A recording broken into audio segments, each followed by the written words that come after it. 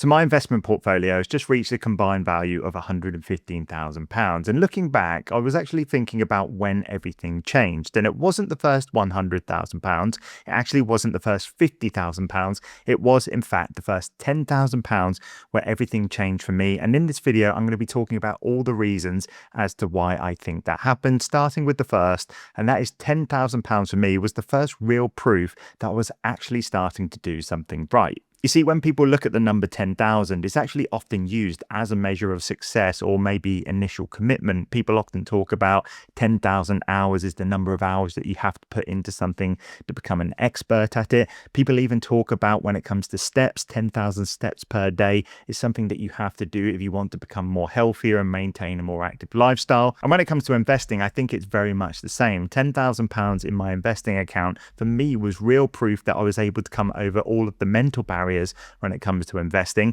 Maybe for some it might be coming over some money struggles in terms of budgeting and setting money aside, and maybe for some others it could be worrying about the risks of investing. If you can actually get £10,000 in an investing account, for me that's real proof that you have overcome a lot of those mental hurdles. Also, reaching £10,000 for me really gave me the confidence and belief that I was able to, number one, start something, and number two, actually follow through with it. I've always been one of those people that like to try lots of things, but I've very rarely committed to something for the long term. And reaching 10,000 obviously takes that long-term commitment. For me, it took around 2 to 3 years to reach that. And that was real proof that I was able to actually start something and stick at it. And it's also going to be the first time that when you open your investing account, you're going to see 5 figures inside your investing portfolio. And whilst that shouldn't matter too much for the long term, when you've worked really hard and saved really hard to build this amount up, that extra zero definitely does hit different when you see it for the first time. The next reason why £10,000 is so significant was that it was also my first real taste of seeing compound interest in action. Compounding interest, if you're not aware, is basically the interest that you'll be accumulating from the deposits that you're making into your account, plus the interest that you've already made from those previous periods. A lot of people like to refer to it as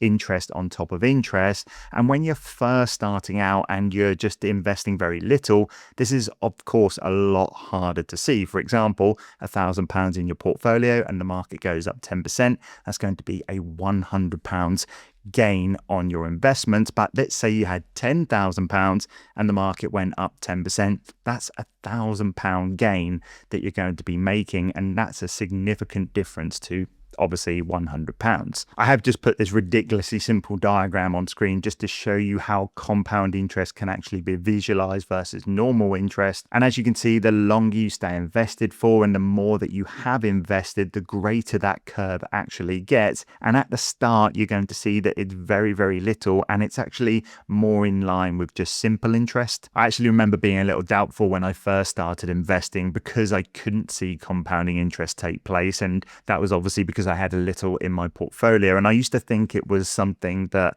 the richer investors just used to encourage people to start investing. But once I did start seeing compound interest take place around £10,000 visibly, it actually gave me more confidence to start investing, because I then knew the more money I could actually invest, the quicker I could speed up that compounding process. And that's exactly what I started to do. I started looking for more ways to actually make money outside of my job, and I was able to increase my deposits. I was only doing around £100 to £200 per month at the time. I was then able to go up to like £400, £500 every single month, and that was only just going to exaggerate that process. By the way, if you're watching this and you haven't started investing yet and you wanted to get started, just a reminder that I do have a completely free one-page investing guide that will give you everything you need to know to start your investing journey. There's no course at the end of this. It just shows you exactly what investing app that I use, how to pick your first ETF or investment, and just some other little bonus things along the way. It's on the screen right now,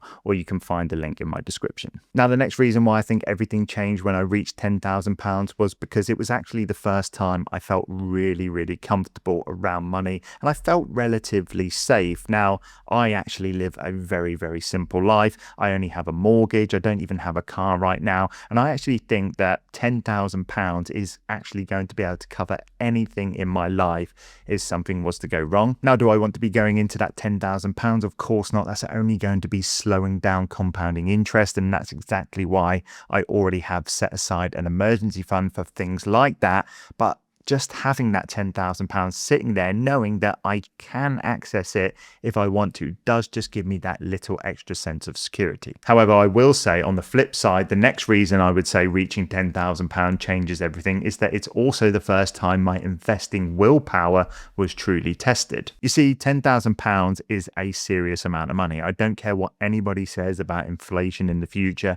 It can buy you some significant things. It can get you a fully paid trip for 2 weeks to the Bahamas. It could get you a new Rolex. It could probably put you down a really nice deposit on a really nice car. And despite me living, once again, a very simplistic life with very little materialistic things, I am human at the end of the day, and there are times where I am tempted just to say, screw it, I'm just going to take that money out and just go and buy something. Sometimes all it takes is watching a YouTube video, and the next thing I'm researching prices online. And there is a really big element of willpower that has to come in to stop yourself from being able to do that. The one thing that's always helped me just to overcome these temptations is always just going back to that compounding interest chart and just reminding myself that for every time I want to take money out of my investing portfolio, all I'm doing is slowing that compounding growth in the future. And that's just going to be more work that I'm going to have to put in to actually make up for that. The next reason why things change massively at 10K is that I think that risk actually starts to now feel real. Now, just like we said with compounding interest earlier, 10% on a small amount like £1,000 doesn't seem like much because it's only £100, and 10% on £10,000 feels like quite a lot more because it's £1,000. The same can actually happen, of course, if the market goes down. So let's say the market went down 15% on £1,000, there's £150 down. Doesn't seem like that much money, but if it goes 15% down on £10,000, it's £1,500. And this really does get you thinking more about managing your risk. But for me, I actually feel like it made me a better investor because at the end of the day, I started to take risk more seriously. I mean, when I first started investing, I would literally invest into anything. I'd invest into individual stocks that I didn't really know much about. I'd buy property stocks, and I'd even dip into crypto now and then as well because I had little amounts. I was like, what have I got to lose? But once you reach £10,000, you really start wanting to protect your money. And this is what actually drew me into investing into those diversified funds. I started thinking more about diversification. And not only was me going into these diversified funds better for me in terms of managing my risk, it once again gave me the more confidence to actually invest more money in the future, which I guess brings me to the common theme around all of these reasons as to why everything changes at 10K. And a lot of that, I just think that when you reach 10K, investing just feels real. When you start out, investing seems like a fantasy. It seems like a bit of a pipe dream. You don't really know whether to trust what you've learned online or from a book. But once you actually reach 10K, things start to make sense a little bit more. You actually start to feel like an investor as well. For me, I got the confidence to actually start talking about investing to other people. And that, of course, eventually led to me making these YouTube videos. And for me, it was constantly going over these mental hurdles and just realizing that investing can be such a powerful thing to grow your wealth and build financial freedom in the future that really did just change everything for me. So with that, if you are investing right now, what I really want to know is what you're investing into right now and whereabouts in your journey are you right now as well? Have you reached 10K and you've noticed a lot of these changes? Let me know. And if you haven't started investing yet and you are still interested, you want to just to know how you could get started, remember I have that completely free guide that you can download in my description. But other than that, drop a like if you found this video useful, and I will see you in the next one. Take care.